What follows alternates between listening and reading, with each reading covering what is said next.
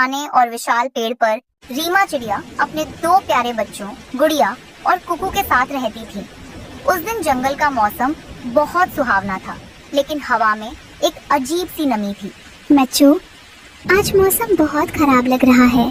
हवा बहुत तेज है। तुम दोनों जल्दी से खाना खा लो, फिर हमें जल्दी सो जाना चाहिए। माँ, क्या आज बहुत तेज बारिश होगी? मुझे बादलों की आवाज से डर लग रहा है। डरो मत कुकू, हमारा घर बहुत मजबूत है। माँ ने इसे तिनकों और मिट्टी से बहुत मेहनत से बनाया है ना माँ? हाँ बेटा, हमारा घर हमें सुरक्षित रखेगा। चलो अब बातें बंद करो और पेट भर के खाओ। बच्चों ने भर पेट दाना खाया। बारिश का शोर इतना तेज था कि एक दूसरे की आवाज सुनना भी मुश्किल हो रहा था। रीमा और दोनों बच्चे गहरी नींद में सो गए, लेकिन रीमा की आंखों में नींद नहीं थी। वह बाहर के तूफान को देख रही थी। आधी रात, बारिश रुकने का नाम नहीं ले रही थी। बारिश और तेज हो गई है। घोंसले की छत से पानी गिरने लगता है। अरे नहीं, ये पानी कहाँ से आ रहा है? छत में दरार आ गई है। माँ, मुझे ठंड लग रही है। मेरा घोंसला गीला हो रहा है। माँ, बचाओ, यहाँ तो पानी भर रहा है। शांत हो जाओ बच्चों, हमें यहाँ से तुरंत निकलना होगा। ये घर अब सुरक्षित नहीं है। रीमा ने एक पल भी गंवाए बिना अपने दोनों बच्चों को उठाया। बाहर तूफान अपने चरम पर था, लेकिन एक माँ के पास डरने का वक्त नहीं था। उसने देखा, उसके घर पर एक पेड़ की मोटी सी डाल पड़ी थी। भगवान का शुक्र है हम समय पर निकल आए। चलो, हमें कोई सुरक्षित जगह ढूंढनी होगी। भीगते हुए और कांपते हुए रीमा अपने बच्चों को लेकर पास के एक घने बरगद के पेड़ की ओर बढ़ी। उसे उम्मीद थी कि वहाँ थोड़ी राहत मिलेगी, लेकिन जब वो वहाँ पहुँची तो उसने देखा कि वो अकेली मुसीबत में नहीं थी। पेड़ के तने से चिपककर कालू कौआ, उसकी पत्नी गौरी और बेटा जग्गू भीग रहे थे। कालू, गौरी, आप सब यहाँ इस हालत में? अरे रीमा बहन, क्या बताऊं, वो पुरानी सूखी डाल हमारे घर पर गिर गई। हमारा घर पूरी तरह टूट चुका है। हम कब से यहाँ बैठे हैं, पर बारिश की वजह से कहीं उड़ भी नहीं पा रहे। तुम यहाँ कैसे? मेरा घर भी इस जालिम बारिश ने छीन लिया। मेरे बच्चे भी भीग रहे हैं। यहाँ इस पेड़ के नीचे भी पानी आ रहा है। हम यहाँ सुरक्षित नहीं हैं। पापा, मुझे बहुत ठंड लग रही है। क्या हम किसी गुफा में नहीं जा सकते? जग्गू बहुत डर गया है।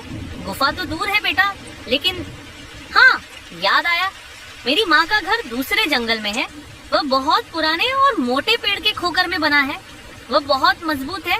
वहाँ पानी नहीं आ सकता। क्या वो हम सबको पनाह देंगी? बिल्कुल रीमा, मेरी माँ का दिल बहुत बड़ा है, लेकिन समस्या ये है कि वह जंगल यहाँ से थोड़ी दूर है और इस तूफान में उड़ना आसान नहीं होगा। हमारे पास और कोई चारा नहीं है। अगर हम यहाँ रहे तो ठंड से बीमार पड़ जाएंगे। हमें हिम्मत करके उड़ना होगा। ठीक है, हम सब साथ मिलकर उड़ेंगे। चलो। कालू सबसे आगे रास्ता दिखाते हुए उड़ रहा था। उसके पीछे गौरी और रीमा अपने बच्चों को संभालते हुए उड़ रहे थे। हवा के तेज झोंके उन्हें बार बार पीछे धकेल रहे थे। बिजली की चमक से बच्चे डर रहे थे। माँ, मेरे पंख दुख रहे हैं। मैं और नहीं उड़ सकती। बस थोड़ी देर और गुड़िया। देखो, कालू अंकल कितनी मजबूती से उड़ रहे हैं। हमें हार नहीं माननी है। काफी संघर्ष के बाद वे दूसरे जंगल में पहुँचे। कालू तेजी से उस पुराने पेड़ की ओर गया जहाँ उसकी माँ रहती थी। उसे उम्मीद थी कि वहाँ गर्माहट और सूखा स्थान मिलेगा। कालू, तुम यहाँ? माँ, तुम्हारा घर, ये क्या हुआ? बेटा, अभी थोड़ी देर पहले बिजली गिरी थी। पेड़ टूटकर गिर गया। मैं तो बस अपनी जान बचाकर बाहर निकली। हे भगवान, हमने इतनी दूर का सफर तय किया, ये सोचकर कि यहाँ आसरा मिलेगा। अब हम कहाँ जाएं? हम सब थक चुके हैं और बच्चे अब और उड़ने की हालत में नहीं हैं। हम चारों तरफ से पानी से घिरे हैं। सभी पक्षी पेड़ की डाल पर बैठ गए। उनकी उम्मीदें बारिश के पानी के साथ बहती हुई लग रही थीं। वे उदास होकर एक दूसरे का मुंह ताकने लगे। तभी झाड़ियों के हिलने की आवाज आई। वो लक्ष्मी गाय थी जो बारिश से बचने के लिए तेजी से भाग रही थी, लेकिन उसने पेड़ पर बैठे उदास पक्षियों को देख लिया। अरे पक्षियों, तुम सब इस तूफान में पेड़ की डाल पर क्यों बैठे हो? भीग जाओगे और बीमार पड़ जाओगे। क्या करें लक्ष्मी बहन, हमारा घर टूट गया। हम आसरा ढूंढने अपनी माँ के पास आए, पर कुदरत का कहर देखो, इनका घर भी नहीं बचा। अब हमारे पास जाने के लिए कोई जगह नहीं है। हमारे छोटे बच्चे ठंड से कांप रहे हैं। हमें समझ नहीं आ रहा हम क्या करें। ओह, ये तो बहुत बुरा हुआ, लेकिन तुम चिंता मत करो। मैं और मेरा बछड़ा पास ही एक बड़ी गुफा में रहते हैं। वो गुफा पत्थर की बनी है, बहुत मजबूत और सूखी है। क्या सच में? क्या हम तुम्हारे साथ आ सकते हैं? हाँ हाँ, क्यों नहीं। वो गुफा बहुत बड़ी है, वहाँ कोई और नहीं रहता, बस मैं और मेरा बेटा है। तुम सब मेरे साथ चलो। तुम मेरे पीठ पर बैठ जाओ, मैं तुम्हें वहाँ ले चलूंगी। डूबते को तिनके का सहारा मिल गया था। लक्ष्मी गाय की बात सुनकर सबकी जान में जान आई। कालू, रीमा और उनका पूरा परिवार जल्दी से नीचे आए। कुछ गाय की पीठ पर बैठ गए और कुछ उसके साथ साथ उड़ने लगे। लक्ष्मी गाय उन्हें लेकर एक सुरक्षित गुफा में आ गई। बाहर तूफान गरज रहा था, लेकिन गुफा के अंदर शांति थी। वहाँ सूखा घास फूस पड़ा था, जो बिस्तर जैसा आरामदायक लग रहा था। आपका बहुत बहुत धन्यवाद लक्ष्मी बहन। आपने आज हमारे बच्चों की जान बचा ली। ये जगह तो स्वर्ग जैसी है। सच में, अगर आप न मिलती तो आज हम ठंड से ही मर जाते। तुम लोग भूखे होगे। मैंने कल ही जंगल से कुछ फल और दाने जमा किए थे, तुम सब मिल बांट कर खा लो। गाय का बछड़ा, गुड़िया, कुकू और जग्गू खेल रहे थे। इस तरह वे सब उस गुफा में आराम से रहते हैं। जंगल के एक कोने में एक बहुत ही पुराने और कमजोर पेड़ पर रीमा चिड़िया अपने 2 बच्चों गुड़िया और कुकू के साथ रहती थी। उसका घोंसला तिनकों का नहीं बल्कि मजबूरी का बना लगता था। हर तरफ से हवा अंदर आती थी। माँ, मेरे पेट में बहुत दर्द हो रहा है। आज भी हम भूखे ही सोएंगे क्या? चुप हो जा कुकू, माँ को परेशान मत कर। माँ सुबह से दाना ढूंढने गई थी, पर शायद उन्हें कुछ मिला नहीं। मेरे बच्चों, रोना बंद करो। मैं वादा करती हूँ, कल मैं बहुत दूर जाऊंगी और तुम्हारे लिए सबसे मीठे फल लाऊंगी। आज बस पानी पीकर सो जाओ। जंगल के बाकी पक्षी अपने पक्के घरों में मजे से सो रहे थे, लेकिन रीमा की रात आंसुओं में बीती। अगली सुबह रीमा दाने की तलाश में निकली, लेकिन उसे कुछ नहीं मिला। थक हार कर वो पानी पीने नदी किनारे गई। तभी उसे किसी के रोने की आवाज सुनाई दी। बचाओ, कोई है? कृपया मेरी मदद करो।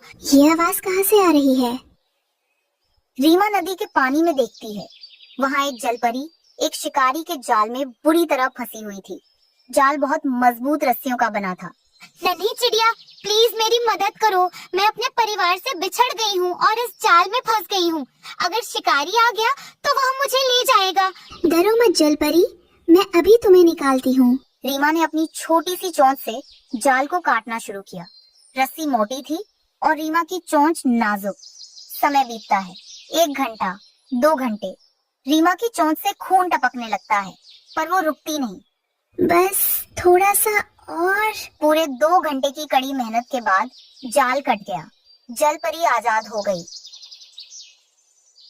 तुम्हारा बहुत बहुत शुक्रिया चिड़िया, आज तुमने मेरी जान बचाई है। देखो, तुम्हारी चोंच से खून आ रहा है। तुम कितनी नेक दिल हो।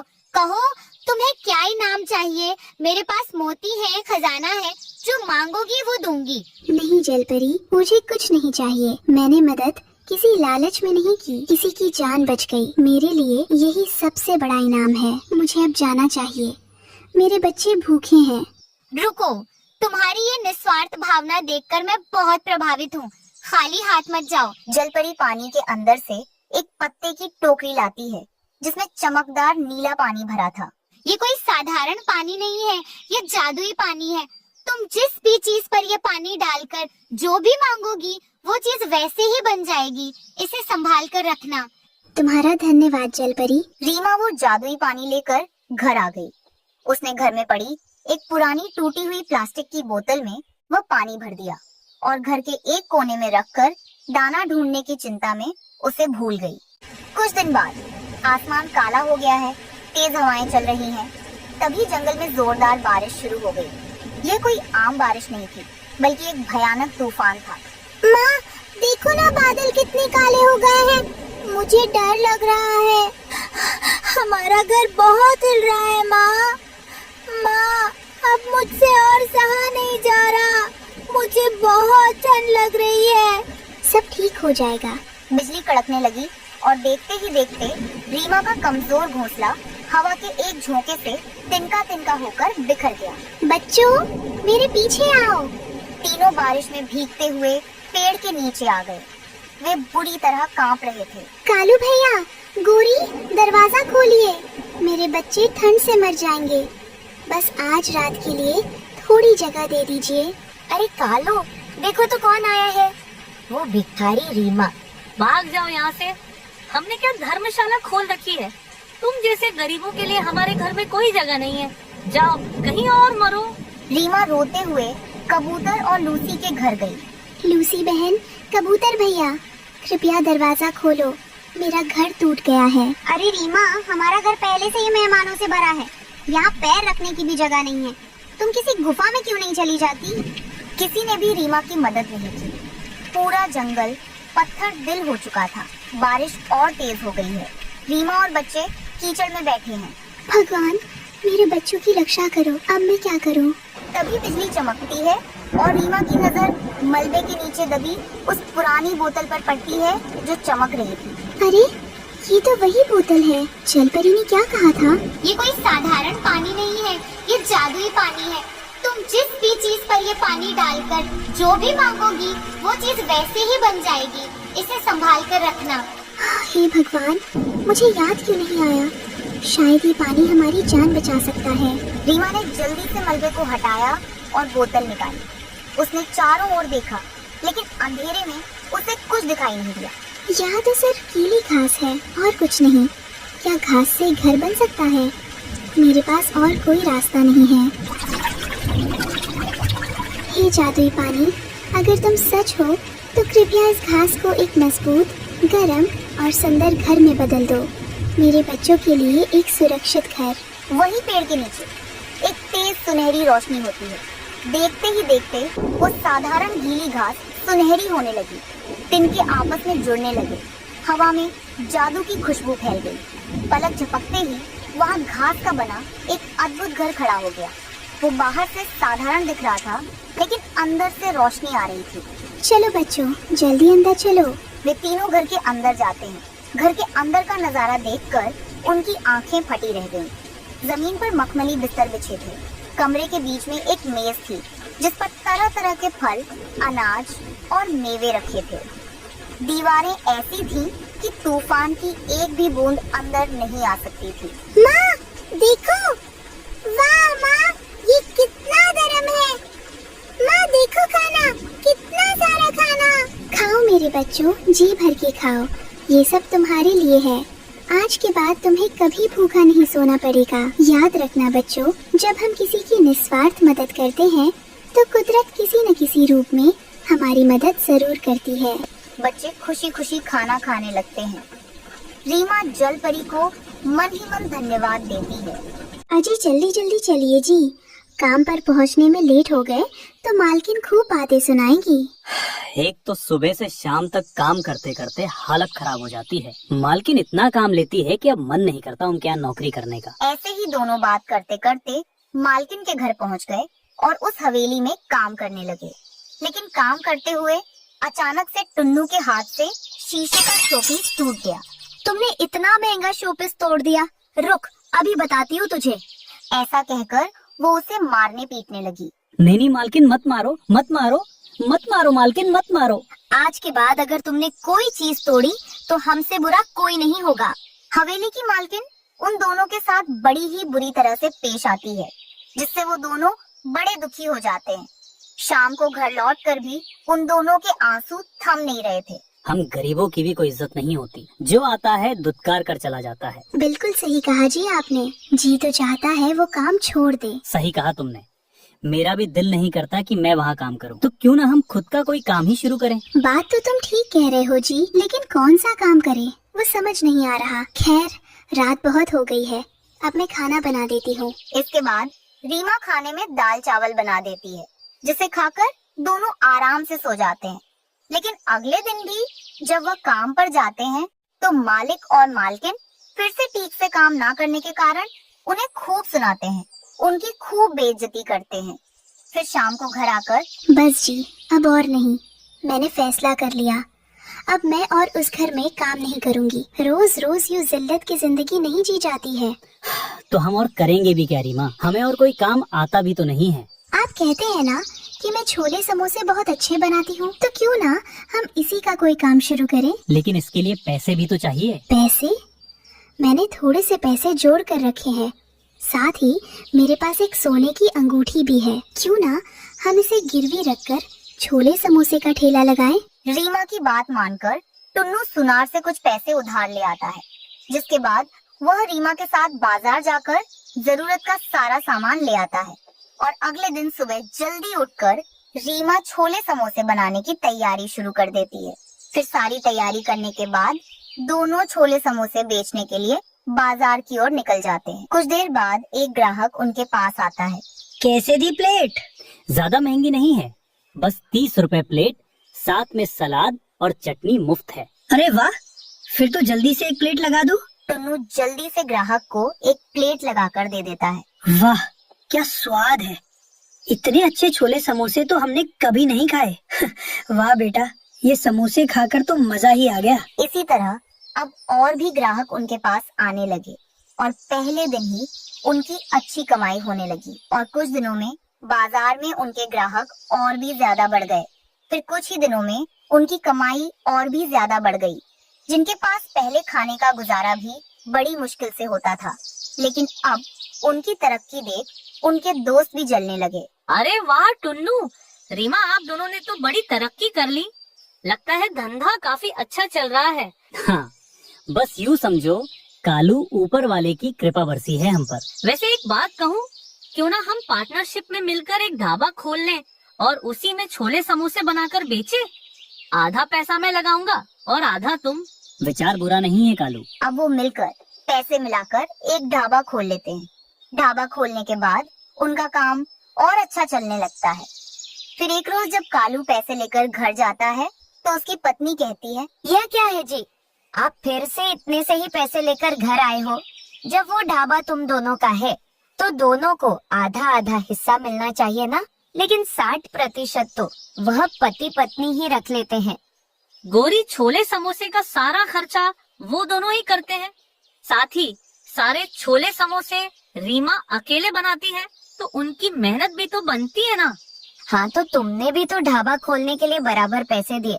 मैं कह रही हूँ वो दोनों बड़े ही चालाक है, सब पैसे खुद रख लेते हैं और तुम्हें थोड़ी सी चिल्लर पकड़ा देते हैं। ये कैसी बातें कर रही हो गोरी? वो दोनों बहुत ईमानदार हैं और रीमा भी बड़ी मेहनती है। अब वह छोले समोसे बनाती है तो इसका मतलब यह थोड़ी ना है कि सारे पैसे वह रखेगी। छोले समोसे तो मैं भी बना सकती हूँ, इसमें कौन सी बड़ी बात है। और जितने पैसे उन्होंने उस ढाबे में लगाए थे ना, वो तो वह दोनों कब के वसूल भी कर चुके हैं। इसीलिए अब आप उन पर विश्वास करना छोड़िए और मैं तो कहती हूँ आप मौका मिलते ही कैसे भी करके वो ढाबा अपने नाम करवा लेना। टुन्नू बहुत बीमार हो गया था। तब टुन्नू कुछ दिन के लिए बेड रेस्ट पर आ जाता है, तो इस बात का फायदा उठाकर एक रोज वो धोखे से रीमा के साइन एक पेपर पर करवा लेता है। रीमा पढ़ी लिखी नहीं थी, इसलिए उसे कुछ पता भी नहीं चलता। और एक दिन, निकल जाओ अब तुम इस ढाबे से, आज से ये ढाबा हमारा है। बहुत झोल कर लिया तुमने, अब हम अपना ढाबा खुद चलाएंगे। और अगर आज के बाद तुम इस ढाबे की तरफ नजर भी आई ना, तो मैं तुम्हें धक्के मारकर बाहर निकाल दूंगी। ये आप क्या कह रही हो भाभी कि ढाबा हमारा भी है?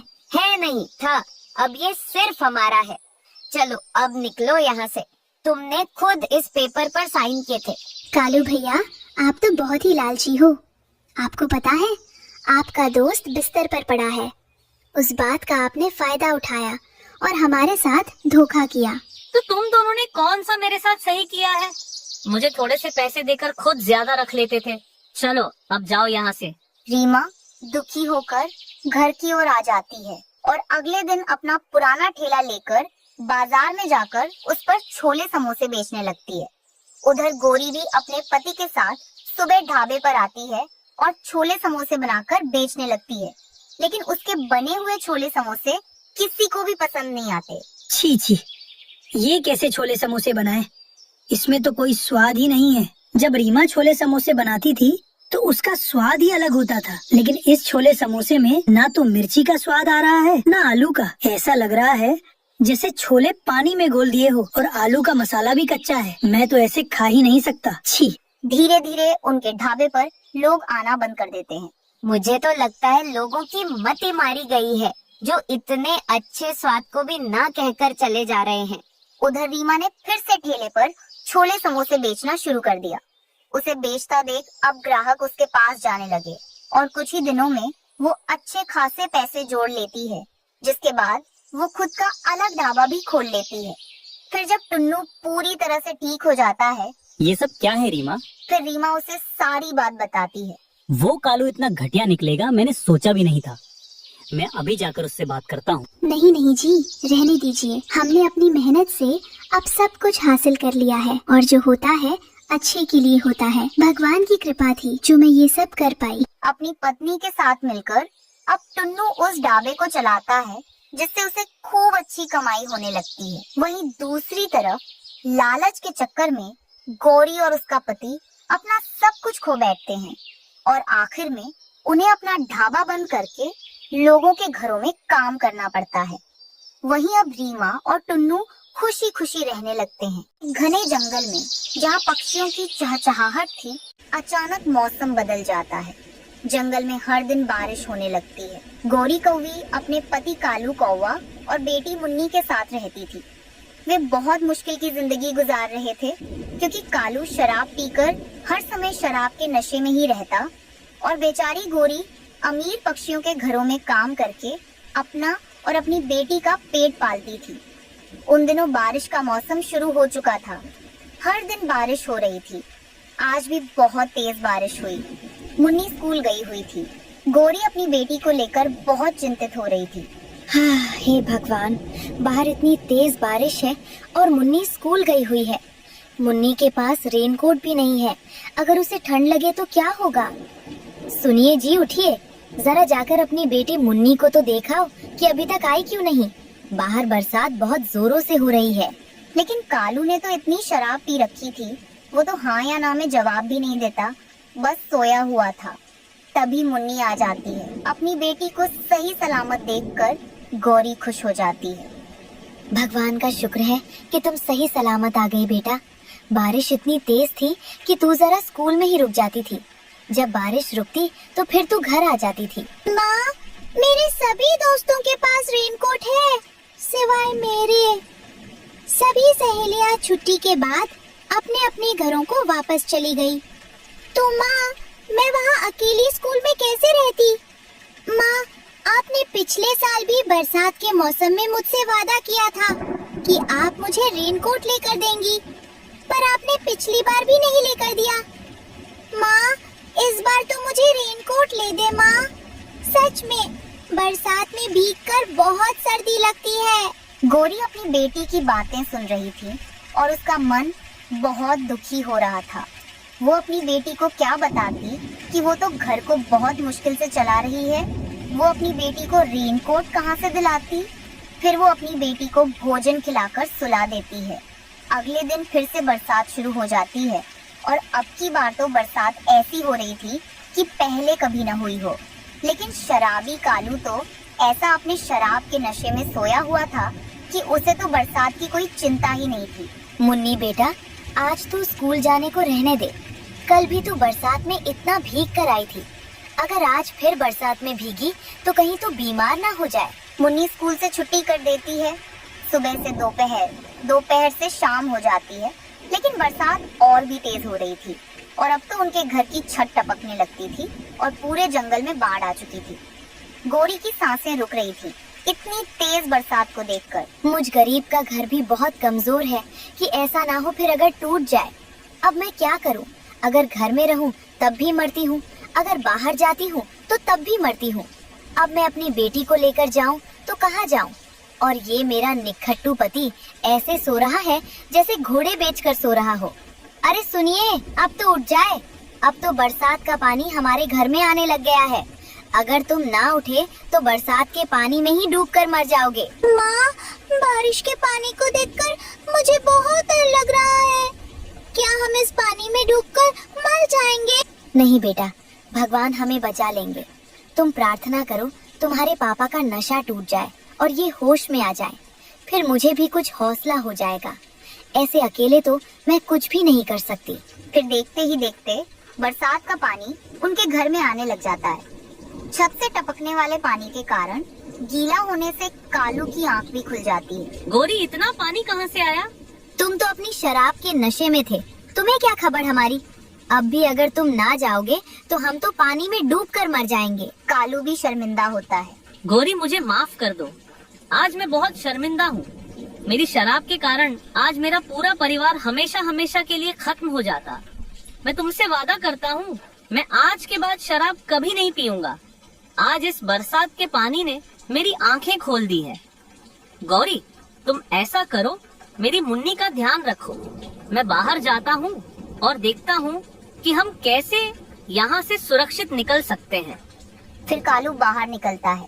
बाहर तो हर तरफ पानी ही पानी था। उसे कुछ समझ नहीं आ रहा था कि वह अपने परिवार को किस दिशा में लेकर जाए। फिर अचानक से उसे एक लकड़ी का बड़ा टुकड़ा तैरता हुआ दिखाई देता है, जिस पर टेंट लगा हुआ था। कालू हिम्मत करके उस तैरते लकड़ी के टुकड़े के पास पहुंच जाता है और फिर अपनी पत्नी और बेटी को भी उस लकड़ी के टुकड़े पर बिठा लेता है। लकड़ी का टुकड़ा तैरते हुए उन्हें जाता है। जब तक बारिश नहीं रुकती तब तक वे सब टेंट के घर में रहते हैं।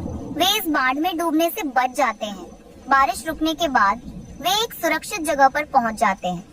फिर कालू अपने परिवार के लिए एक अच्छा मजबूत घर बनाता है और फिर कालू एक अच्छा पक्षी बन जाता है। बर्फीली हवा हड्डियों को कपा देने वाली थी, लेकिन कालू कौवे के घर के अंदर का माहौल मौसम से भी ज्यादा ठंडा और निर्दयी था।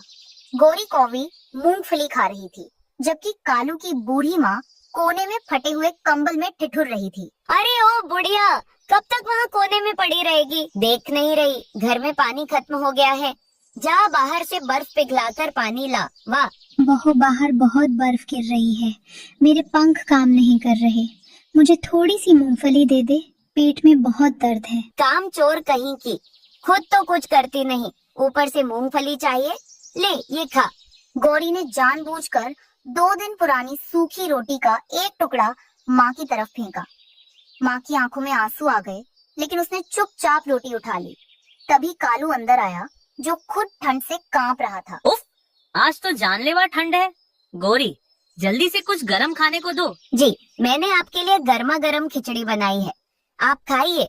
लेकिन ये आपकी माँ, ये मुझे चैन से जीने नहीं देती। सारा दिन बस खांसती रहती है।